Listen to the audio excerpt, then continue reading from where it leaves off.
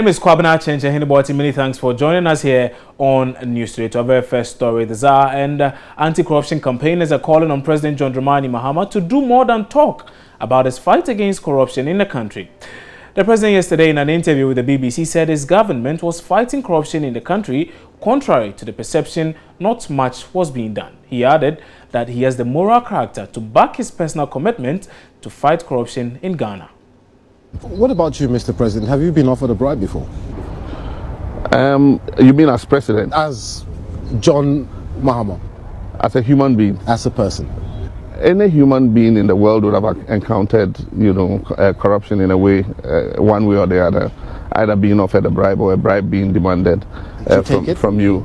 What you need to do is to put yourself in a position... Mr. President, did you take it? No, I haven't taken a bribe.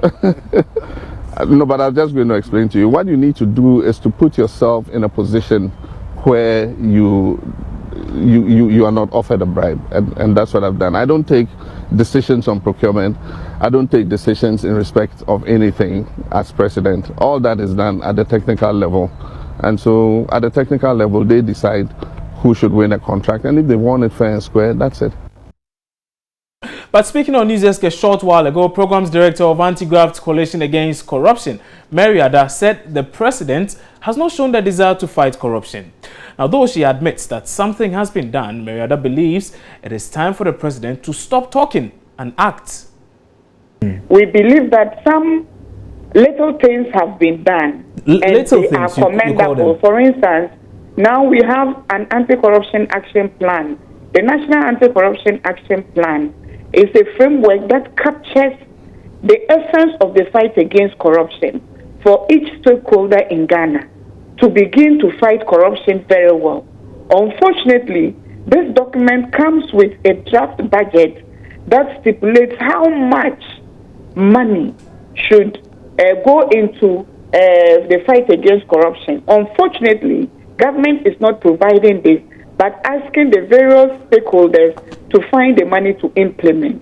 That is not good enough. And for instance, as somebody already said earlier, we have had situations where we believe action should be taken swiftly. And we have had examples again. And let me give an example of that.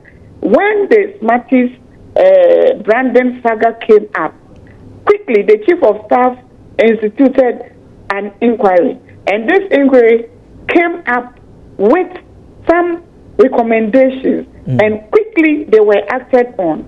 Let's also add that even though we didn't see the report at the time, and it took another group a long time to get the information, it is a sign that when the leadership is committed to fight corruption, we can fight it and fight it easily. I can mention another example of the Anas judicial scandal. Quickly, the president acted. Quickly, the chief justice acted. It is procedural. It's taking some time. But today, we know that some of those who were indicted and have been found culpable have either been relieved of their positions or cases have been made against them, and they are going to answer to them. Quickly, let me add another example that shows that when leadership is committed, there can be results. Okay, so, Madam Ada, essentially what I gather from these many examples you are giving seems to suggest that the country's leadership is probably not really keen on fighting corruption.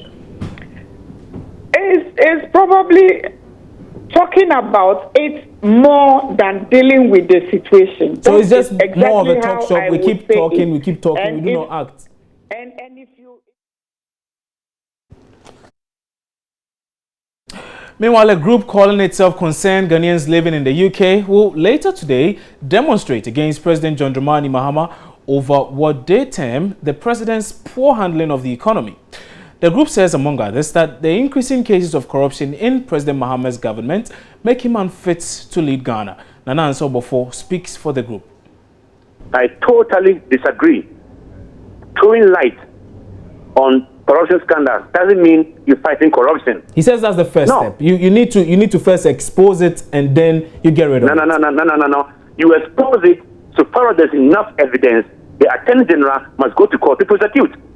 But that's what's happening. Is that not what's happening? We do know that the AG is in court. Even the Prime Minister will embezzle a penny, and they will tell us that he's been exposed, so that is it. No. For the past 8 years, a lot has gone down. Money has gone down the drain. I mean, you bear with me. We hear nowadays living in the diaspora doesn't mean like the olden days where you can do tape recordings and send it to you. We know what is happening. Man, go online. I can watch multi TV. Join news at Doom TV live on my phone. You get me? So we hear everything. I have families in Ghana, a wife, 3 children. I pay school fees. The scandals are becoming too many. The recent one, the finance minister said, how can it divert 250 million Ghana cedis to a private bank, UPA? Why not ADB or commercial bank? Why? And they'll give you all sorts of reasons, which are not soundable. So we are saying the president should not be telling us he's throwing light on it and that's all. No, we want to see people being tried. So years ago, people were shot. Exactly my point, and this is happening. We do know that the AG is handling quite a number of these issues. So maybe you might say that the process is a bit slow, but that's the process. There isn't much we can do about that, can we? No. I believe our judicial system, I mean, if they want to do things proper or better, or the Attorney General Department want to do things proper, the better perspective whereby Ghanaians will have said that they are doing and they are not selling anybody, they can do far better than what they are doing. They can do far better than what they are doing. What they are doing is a tortoise practice. And we are not pleased because we can't sit down. We are the youth. I'm 36 years old. We cannot sit down for our money to go down the drain, for our leaders to embezzle it, and then we will suffer. Look at tariffs in Ghana. Light bill, water bill. Is it affordable? If that's how life in England is, can we live here? No way. The people over here, they are much more prudent with their financial administration. They make sure nobody will embezzle. You can never go through a train station just to jump on a train without paying. Not even the Prime Minister. No way. Okay. So what our country, our leaders, we have to hold them to task. A lot of money is in Ghana. Ghana can do far better than Britain. I've never seen a cocoa tree, but the past 5 years I've lived in England. I've never seen a cocoa tree. What do they have? Okay. They have nothing. All right. Everything is imported. But look at Britain. So the president, you want to go there, tell him he can do better, and he has to put his feet down, and all his corrupt ministers to order. Now, panelists at the second Joy FM Thoughts Leadership Debate have called for a statutory body to exercise an oversight responsibility on the operations of the Bureau for National Investigations. Arguing for and against the motion, the BNI is an outlaw organization and must be scrapped. Debaters called on the Bureau to channel its attention towards carrying out its core mandate as far as national security is concerned, rather than burden itself with trivialities. Here are excerpts of that debate. When a body separates itself from its core mandate to do infractions in other areas, then it loses its own legitimacy for survival. And this is basic. This is fundamental. BNI is supposed to be a watchdog of national security, a watchdog of political security, a watchdog of peace in this country. If BNI has abandoned that core mandate and is rather pursuing a policy of intimidation, collecting debts, putting people in cells, quasi maximum security prison cells for nothing, I challenge the director of BNI, wherever he will be, to come out publicly for Ghanaians to know how many people are in BNI cells. For what offenses are they being kept there? Why not being kept at Nima police cells, Nima police station, or Osu police station? What offenses have they committed? Why? You see, my view, my position, moderator, is that it is very possible to gather intelligence of a highly political nature without these infractions. It's not an outlaw organization, nor must it be outlawed. And its responsibilities must under no circumstances be conflated nor shunted to other organizations. There is room and scope for conducting or for considering the creation, we argue, of a specific Security and Intelligence Select Committee separate from the Parliamentary Select Committee on Defense and Interior to ensure effective oversight of the BNI and other intelligence agencies. That is the way to go. That is the way to protect the people of Ghana. That is the way to secure our freedom, our security, and our development. Thank you. And we shouldn't conflate what the BNI does or ought to do with what it does and is subjected to political thinking. They are two different things. Okay, you can write the statements as the officer in Yendi did, but it was not acted upon and the regicide took place. We can't blame the BNI for that. Okay, but because of the BNI's own actions that my co-panelist has said, there's now an emotional anti-BNI feeling in this country. We will accept it. And that is why we've sought to stick to the facts, verifiable, recognizing that it's a human institution, but also accepting that on balance, their successes have contributed to making this country considerably more secure than whatever failures may have contributed to our insecurity. Strong doesn't mean abusive, and it is important that the Bureau of National Investigations, which the majority of the people in the audience here believe should be maintained, should also be institutionally renewed, as Mr. O.B. Dixon suggested earlier. It is imperative that institutional reforms be instituted to ensure that BNI begins to function more in the terms that Dr. Enin described, that they must perform their functions within the context of respect for fundamental human rights. But being legally established also doesn't mean that an institution cannot act illegally. And so having a constitutional government, for example, doesn't necessarily mean that there is constitutionalism. What we are calling for is a more responsive Bureau of National Investigation that sees its role performance within the context of enhancing the scale of people's well-being, taking human security as an integral part of national security. And with that, I want to thank you very much for your attention and for your presence. Thank you all. The Chief of Defense Staff has expressed concern about what he says is the rising political temperature ahead of the November polls. He says incidents during the limited voter registration exercise suggest a rise in the political temperature in the country. He's thus calling on Ghanaians to do all they can to ensure the elections are violence-free. He has also been commenting on investigations into an incident at Tamale where a 16-year-old boy was tied to a tree and beaten to a pulp by some military personnel. Joseph Opogapo was at a media briefing addressed by the Chief of Defense Staff and is joining me now on phone with a lot more. So, Joseph, what more has the Chief of Defense Staff been saying? That's with the incident in Tamale in which the young man was allegedly assaulted by some of the military persons. According to the Chief of Defense Staff, Samson OJ, the report on the incident following an internal inquiry is sitting on his table.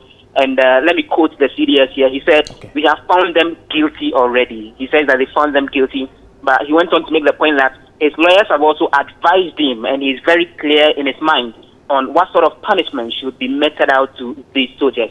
But the CDS noted that he isn't taking any action yet because the armed forces remain an institution that is a subsidiary of the general laws of the country, and so he doesn't want to do anything which may end up resulting in someone taking legal action against him, especially now that we all know that the family has petitioned CHARGE, the Commission on Human Rights and Administrative Justice, and they are also investigating the issue. And so the CDS says that he will wait for CHARGE to complete its investigations and recommend the necessary punishment.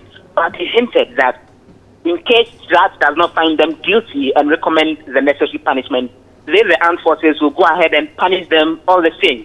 And he says that the likely punishment could be reducing their ranks and also keeping them in the guard room for up to 90 days. Those are possible punishments. But again, he was very emphatic that dismissing them from the armed forces is not an option. He won't do that. because he thinks that if he goes ahead to dismiss them, they may end up as armed robbers or engaged in some other social vices.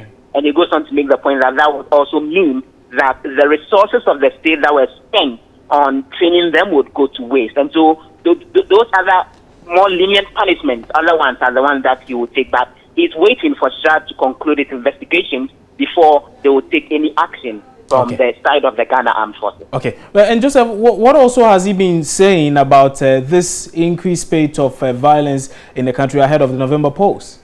Well, he makes the point that he is sensing a situation of the political temperature rising, using the limited registration exercise as the benchmark and all the incidents of violence that characterize the exercise.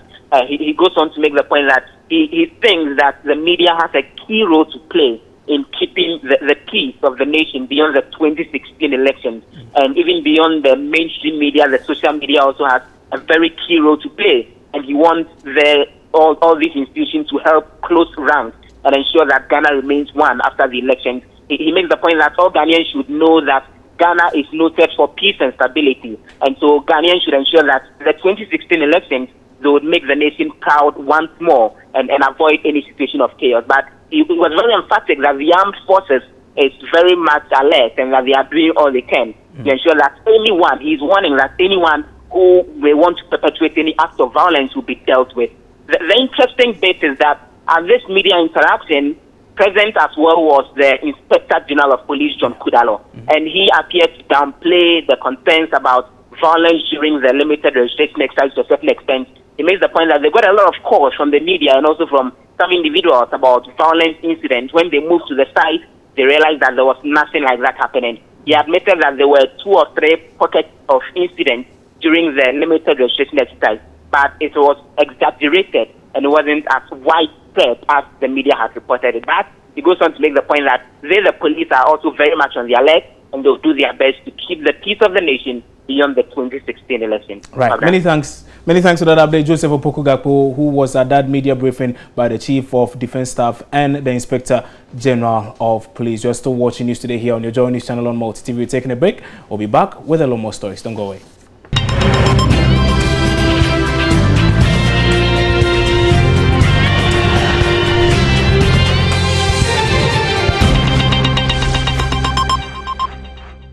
Many thanks for staying here on News Today. Now, the Upper West Office of the Pharmacy Council of Ghana has embarked on an exercise to clamp down on the activities of drug peddlers. The office on numerous occasions has cautioned the public to be wary of fake and expired drugs being sold on the open markets and in buses. However, not many have paid attention to the caution. Rafiq Salam has more in this report from Sankana. The Upper West Office of the Pharmacy Council decided to visit some markets to clamp down the activities of these illegal peddlers. The officials, in the company of a policeman, visited some known markets in the region where the alleged drug peddlers plied their trade. The team bumped into a 34-year-old man, Idris Mahama, at the Sankana market. He kept his drugs on a 50-inch wide table and was busily selling to his unsuspecting customers. He was arrested by the police and had the drugs seized. He earlier claimed that he had applied to the Pharmacy Council to be licensed as a chemical seller, of whose results he is still waiting. Upper West Regional Manager of the Pharmacy Council, Enim Amiyao, who led the team, threw more light on the exercise. In fact, what we witnessed here today confirms that the people accept this practice, and that gives us the reason why we need to do the public education more. We need to let the people understand that we don't know the sources of the medicines of these people. We don't know where they get their medicines from. We don't know whether they are expired. We don't know, anything. And these people are actually the people who sell these fake products we've been talking about. So once we are able to, it is very harmful. How can you be taking medication whose efficacy you can't tell? You can't tell whether the medicine is good or not. At least if you go into a drugstore, you'll be able to take a pack and actually check the expiry date. I picked one medicine, I couldn't see the expiry date on it because it has been taken out of the pack. So, it's very dangerous to the people, very dangerous to their health. He warned the exercise will not be done Harun Skarum, but will be continuous until all the illegal drug peddlers are chased out of the markets. It is going to be sustained. This is just a stage we have reached in our educational campaign against peddling. We have started by ensuring that most of the communities have drugstores, and now we are going to ensure that people get to know these licensed facilities and buy from them.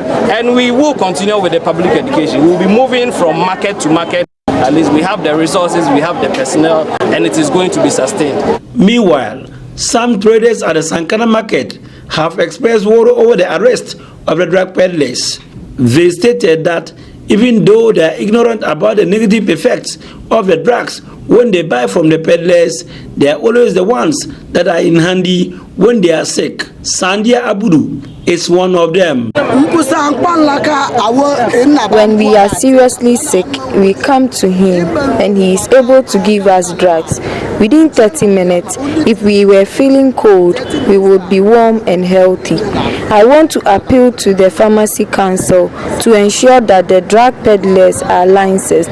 When they are licensed, they would be able to sell drugs to us, which will cure us and at the same time giving them the opportunity to ply their trade legally. Reporting for Joy News, Rafiq Salam, Sankana. Well, let's still stay in the Upper West region, and Regional Minister Alhaji Amin Amidu Suleimani has expressed concern over the number of people and communities who still practice open defecation in the region. Despite the significant strides made in the fight against open defecation, Alhaji Suleimani said over 70% of people still engage in the practice. He made a statement in a speech read on his behalf by Deputy Upper West Regional Minister Dr. Mushebu Mohammed Alpha at the launch of the 10th anniversary and community deba of waste management company Sumlion Ghana Limited. Rafiq Salam has more. The National Sanitation Day, instituted by government to deal with the country's embarrassingly poor sanitation situation, started on a promising note last November. The first Saturday of every month, which was earmarked for the exercise, has citizens in various suburbs of the country's cities, towns and villages desilted gutters and swept the streets. However, the number of participants who took part in the exercise over the last few months has been dwindling. Upper West Regional Minister Amin Amidu Suleimani, in a speech read on his behalf by his deputy, Dr. Mushebu Mohammed Alpha, expressed concern over the issue and urged municipal and district assemblies in the region to intensify public education on sanitation and waste management in their respective districts. As the rainy season, which is often characterized by the outbreak of sanitation-related diseases such as cholera, diarrhea, and dysentery in our communities, we must take the cleanup exercises very seriously.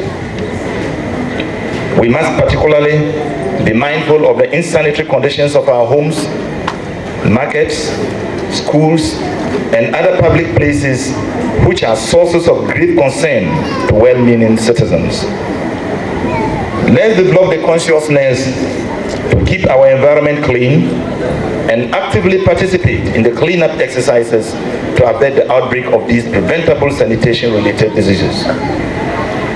Let us also desist from indiscriminate littering of refuse in order to make our surroundings clean. He also noted with sadness the increasing number of people in the region who still practice open defecation. Though as a region we have made strides in the fight against open defecation, much remains to be done to end this practice. It is shocking to note that over 70% of our people in the region engage in open defecation. We must all discourage the negative practice and encourage households to own their own toilets. I wish to urge the assemblies to ensure that those constructing new houses must endeavor to add the construction of toilets into their building plans. Acting General Manager of Sumlion Ghana Limited, Edwin Kokuvija, stated that the company, since its establishment 10 years ago, has created jobs through the public-private partnership concept spearheaded by the government of Ghana. Reporting for Joy News, Rafiq Salam. Wow. Yeah, in Accra, my name is Kwabena Chenchen Boatin. You're still watching News Today here on your Joy News channel on Multi TV. Time for a break. When we come back, John Kujamaku joins us with some updates in the world of business.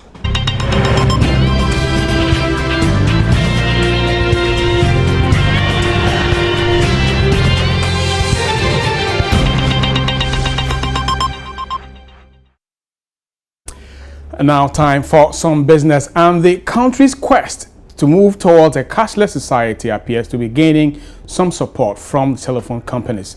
Most of these companies over the years have introduced several electronic products to help reduce the amount of cash used in business transactions in the country. The latest telco to follow in this trail is Airtel, which has introduced the first mobile-based lending scheme, that is Airtel Money Bosia. Head of Marketing Rosie Fain says the product will help bring persons outside the financial system into the mainstream banking. Cashless transactions have become the order of the day in many developed countries. Ghana, as a developed country, is currently pursuing initiatives to introduce a system where businesses can be transacted without using physical cash. In light of this, Airtel Ghana has launched the Airtel Money Bosia, Ghana's first mono-lending scheme.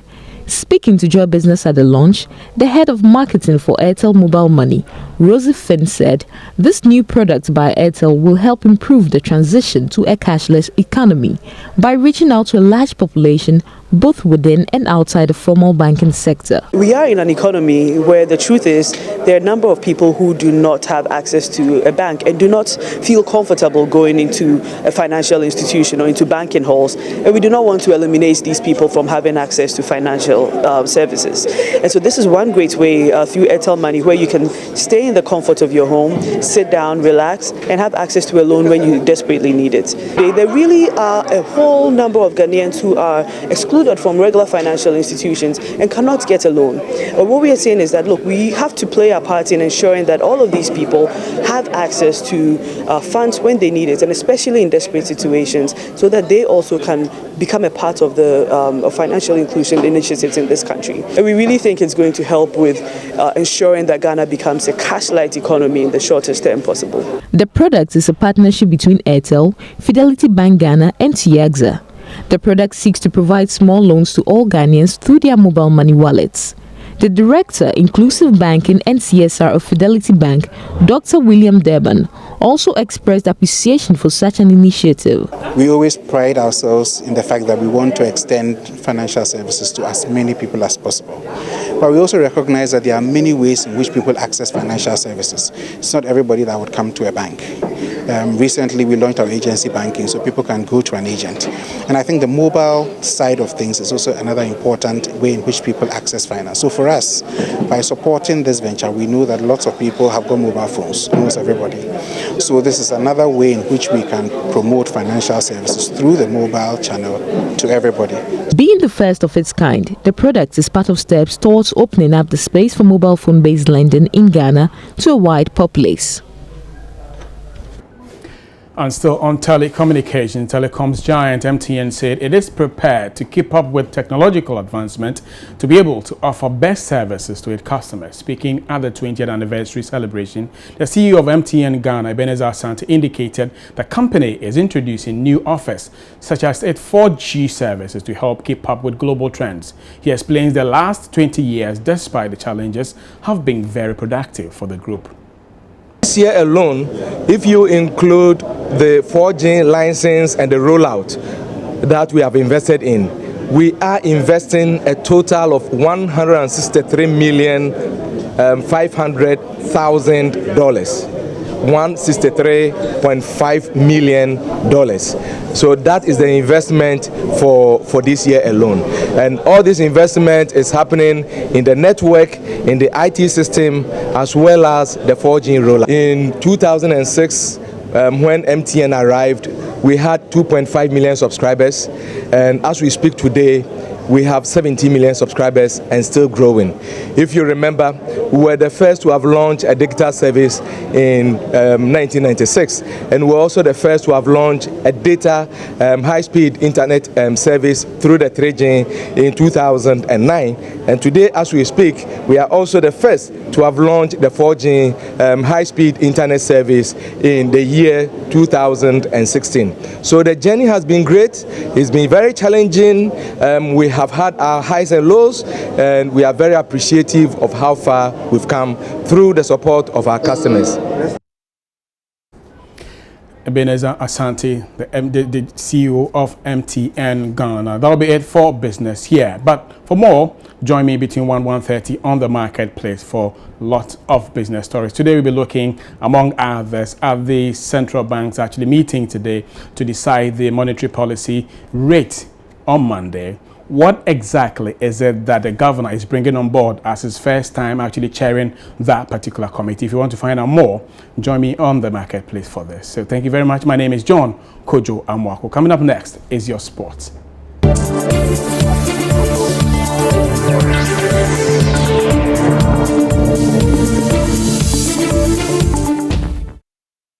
So that'll be it for news today this afternoon on your Joy News channel here on Multi TV. My name is Kwabena Chenchahiniboati. Remember, there's a lot more news when you visit www.myjoyonline.com.